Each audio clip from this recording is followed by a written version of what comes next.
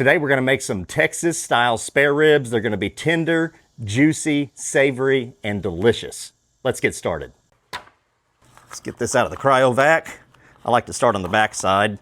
That way I can kind of use the packaging as a bowl to catch the juices that are in there. Makes for easier cleanup.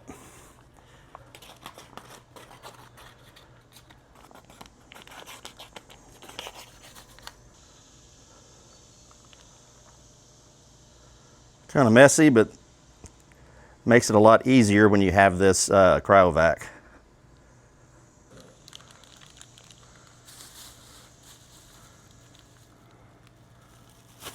All right, let's clean up a little bit. I'm just gonna pat these dry. Flip them over, clean up on the board. Same thing. Doesn't have to be perfect. All right, we got a little work to do. I'm not gonna trim these up too much because I'm kind of just rolling Texas style. In Texas, they're gonna leave this whole rack pretty much just like it is. They'll take off the chine bone and round off the edges, and that's all we're gonna do. And on the back side, we always talk about the membrane. Take it off, leave it on, score it. I saw a YouTube video, Wilson's Barbecue. He's a British dude, but he leaves the membrane on. He says that it helps retain some of the rendered fat in these ribs, and it makes for a more tender, juicy rib eating experience. So that's what we're gonna do. We have this flap here. Let's go ahead and take that off though. Skirt, I should say. You can keep this for grind if you'd like. I'm gonna discard it. And clean that up. Zip that off. Minimal trimming.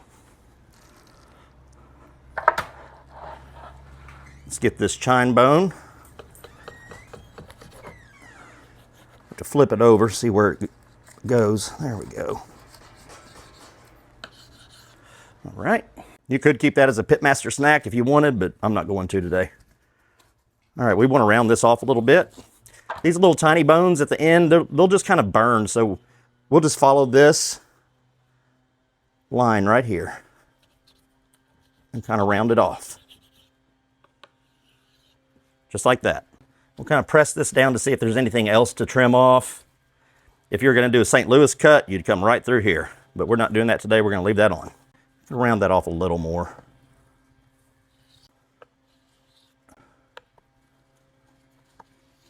See, like that right there. Just try to make it nice and even. You want that round edge, just like that. Here, we're good to go. Not worried about it. Looks good. All right, let's flip it over. I've seen some people not even season the backside of ribs. I think that's a mistake because the first place that your palate kind of touches or your tongue touches on the rib is the backside. You want flavor there.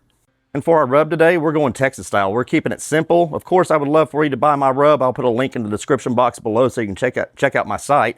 But we're just going with 16 mesh ground black pepper and kosher sea salt. Nice even application. Kind of season from up high so it falls on the rack of ribs evenly.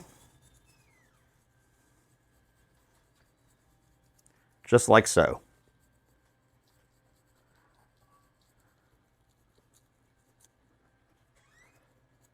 Don't be shy. About like that. Nice, even, complete coverage. Just press it in. And I like to do the presentation side last. Don't forget the sides.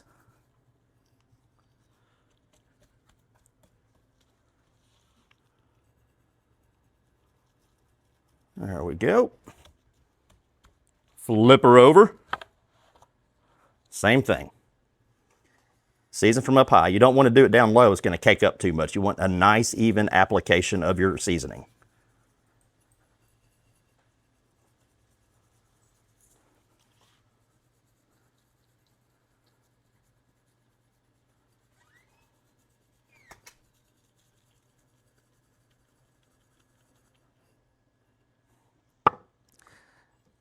Press it in. Don't rub it. You don't want to smear it.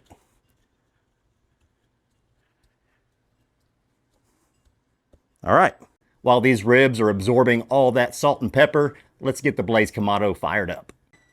We're gonna cook these ribs at about 250 degrees today, and we're gonna roll with BLT hardwood lump charcoal made right here in Arkansas. No fillers, just great charcoal.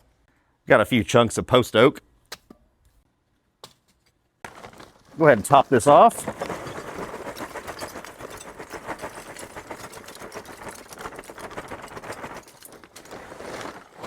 We'll use a couple of these tumbleweeds. And of course, our weapon of mass destruction.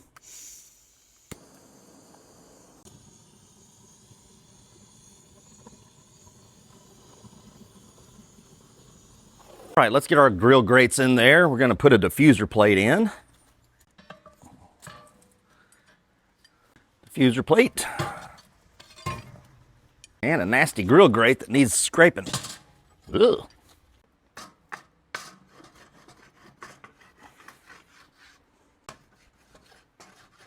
Okay, so the ribs are on. We're gonna go ahead and shut the lid and we'll come back and check these in about an hour or so. We're a little over an hour into this cook. Looking good. Starting to get some color on those ribs. I don't think we even need to spritz. We got a lot of moisture on there. We're gonna get that bark to set up, so we're gonna give it another hour. We are a little over 2 hours in. It's been an hour since we checked on these ribs. Still looking good. There we go. Starting to get a little bit of bark formation, just not the color that I'm looking for yet, so we're not even gonna spritz. Those are looking good, nothing's burning. Well, there might be a little char right there, so let's go ahead and hit that. There we go. That's just a mixture of apple cider vinegar and water, 50-50 ratio. All right, let's go ahead and close this back up and we'll be back in about an hour. We're at the 3-hour mark. Still looking great. Getting a little bit of pullback on the bones, as you can see there. We're just gonna let it keep going. I don't think it needs to be spritzed at this point, so let's give it another hour. We're about 4 hours into this cook. Let's see what it's looking like. Looking good. More pullback on the bones, as you can see. But the bark hasn't really set yet. Oh man, that's gonna be juicy. Oh, those ribs are looking great. I just don't think it's time to wrap yet. Good color, but I think the bark needs to set a little bit more. I'm gonna go ahead and hit the ends with a little bit of spritz. But I think everywhere else is good. Let's go ahead and close the lid and we'll be back and let's give it another hour. Let's see what we're looking like 6 hours in. Now I think it's time to wrap. We're gonna wrap these in some aluminum foil. We got good pullback on the bones. You can see right there. Our bark is set. Yeah, definitely time to wrap. Let's get some aluminum foil, the heavy duty stuff.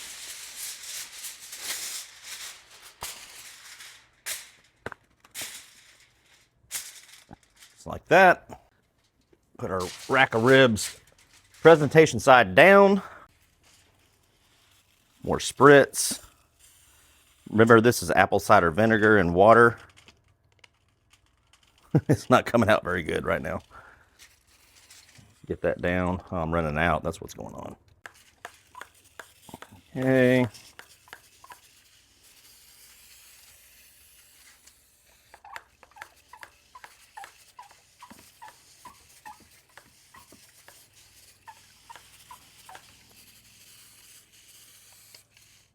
All right. Just gonna wrap these up.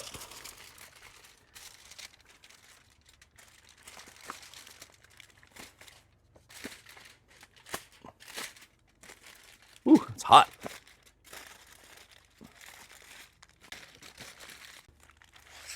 Let these go for another 30 minutes.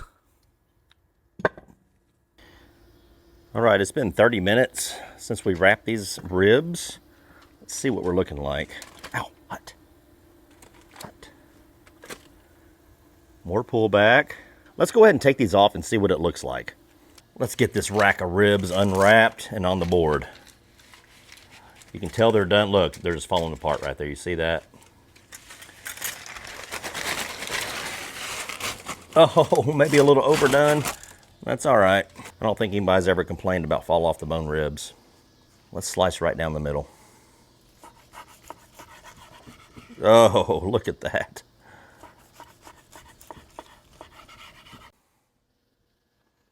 Oh man. Look at this deliciousness. Just pulls right apart. Look at that bark. Look at that rib. Look how tender it is. Man, it just falls apart. Yeah. Nice smoke ring right there. Juicy and tender. We got to take a bite. Wow.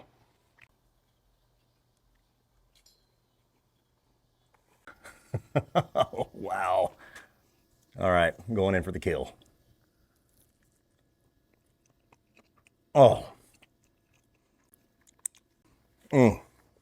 This is Texas-style backyard ribs.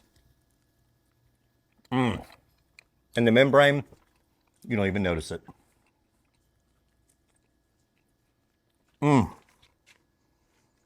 That's one of the best racks of ribs I've ever made. Peppery, smoky, juicy, tender, real easy to do.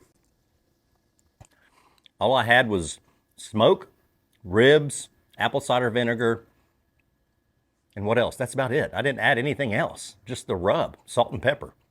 Nothing to it. I mean, my gosh, that's so freaking good.